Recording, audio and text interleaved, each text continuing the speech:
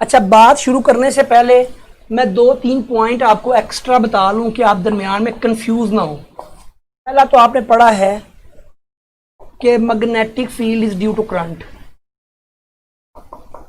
Magnetic field is due to current. Current का मतलब होता है मूविंग चार्ज।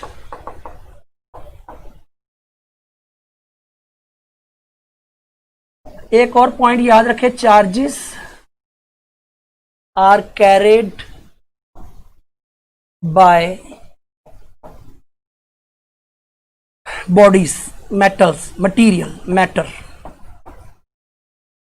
ठीक है, ये 2 पॉइंट का ध्यान रखिएगा, इनका जिक्र आना है दरमियान में, इनको समझे पहले कि कहां मैग्नेटिक फील्ड होता है, जहां करंट हो। करंट क्यों होता है? जब चार्जेस चले। एक बात ध्यान में रखनी है। दूसरी कि चार्जेस किस पे होते हैं? हमेशा भाई चार्जेस बॉडीज पे होती है, मैटर पे चार्ज होता है। ये ध्यान में रखना जरा, ये दोनों बातें आपको जबरदस्त मजा आएगा फिर बात समझने का। अब करंट डिस्प्लेसमेंट कराना मुझे समझाना आसान हो जाएगा। तो डिस्प्ले करंट पे चल रहा हूं।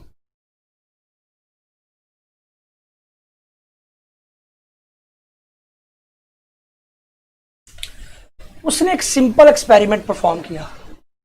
यहां एक कैपेसिटर है, इसके साथ जो है एसी करंट लगाया। एसी करंट फ्लो कर सकता है रेगुलरली। ठीक है, तो मैक्सवेल ने क्या किया, इन 1870 उसने एक कंपस नीडल यूज की। बात सुनिएगा जरा, बात बड़ी मजे की बात है। उसने एक कंपस नीडल यूज की। उसने ना कंपस नीडल को यहां रखा, इस जगह रखा कंपस नीडल को, ये रखा। तो उसने देखा ये कंपस नीडल इधर को डिफ्लेक्ट हो गई। उसने समझ आई कि यहां करंट चल रहा है, तो अगर एक एम्पीरियन लूप बनाए यहां, तो करंट की वजह से मैग्नेटिक फील्ड पैदा हो रहा है। समझ आ गई है उसको। उसने कहा हाँ बाकी यहां करंट है।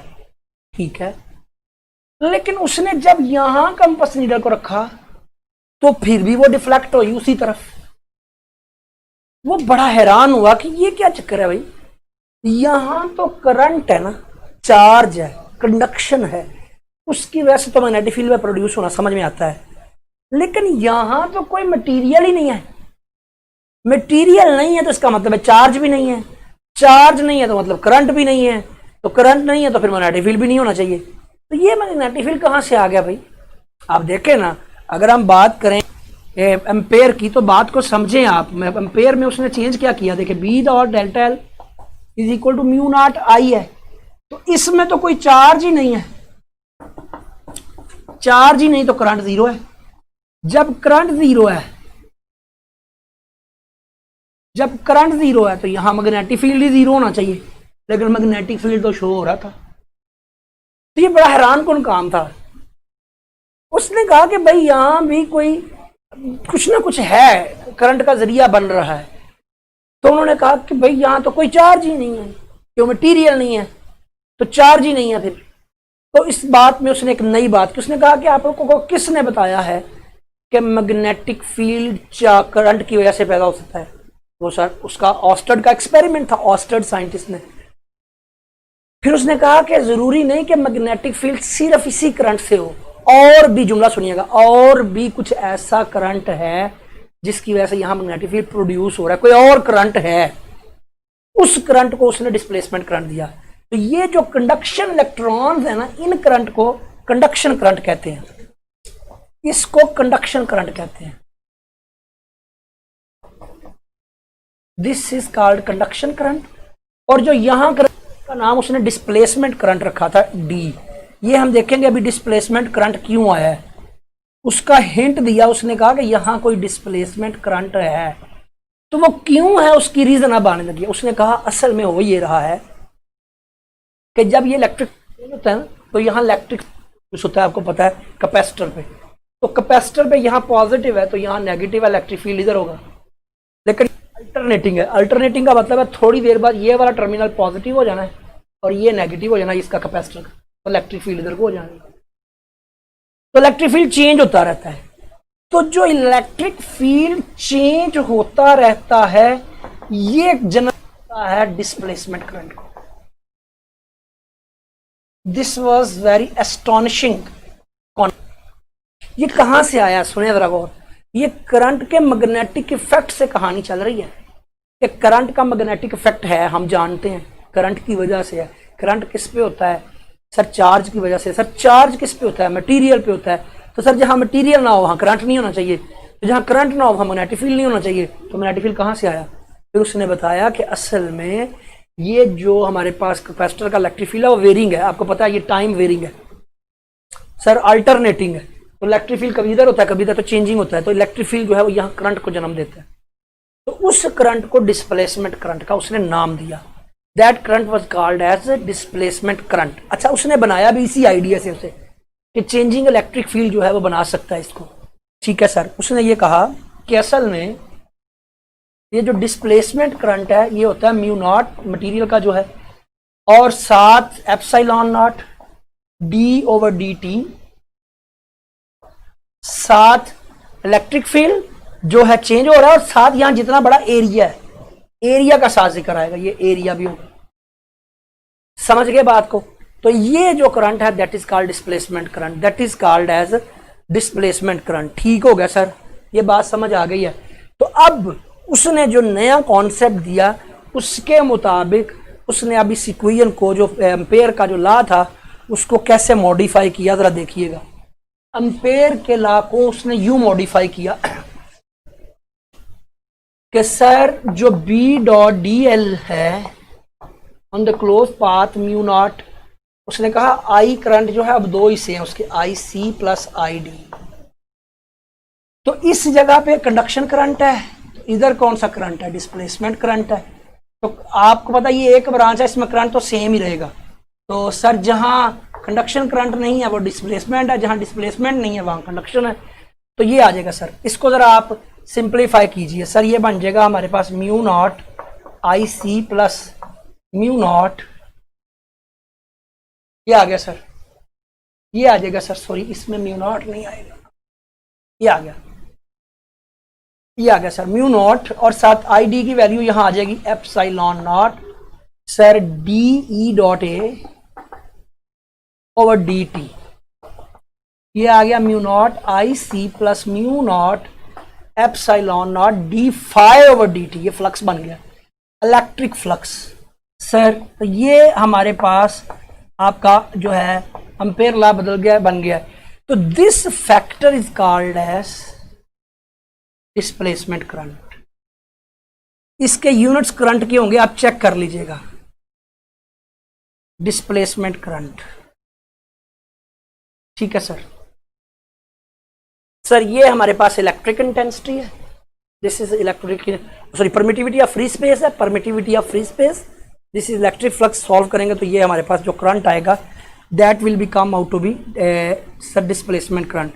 और मैंने कहा कि मैग्नेटिज्म और इलेक्ट्रिसिटी पे बहुत सारे एहसानात हैं जनाब मैक्सवेल के। मैक्सवेल जो है वो पहला शख्स था जिसने लाइट की स्पीड भी फाइंड की थी, इसने 3 × 10⁸ एग्जैक्ट वैल्यू जो है, ठीक है। इसके बाद जो मैक्सवेल था वो पहला शख्स था, उसने सर लाइट को इलेक्ट्रोमैग्नेटिक प्रूफ किया, और उसी ने इलेक्ट्रिक फील्ड को ट्रांसवर्स इन नेचर प्रूफ किया। यहाँ से आगे इलेक्ट्रोमैग्नेटिक वेव्स को एक्सप्लेन करना होगा। अब जब हमारा शायद इसी वीक में किसी दिन में रखूंगा, मैं बताऊंगा एक दिन पहले। अब इसी कॉन्टिन्यूटी को मैं लेके चलूंगा कि इलेक्ट्रोमैग्नेटिज्म ही मैं पढ़ाऊँ। पॉइंटिंग वेक्टर बड़ा लीडिंग टॉपिक है इसका, पॉइंटिंग वेक्टर और हॉल इफेक्ट, दो टॉपिक इकट्ठे। कल मैं टीडीएस पढ़ा दूंगा और रेगुलर लेक्चर भी पढ़ाऊंगा।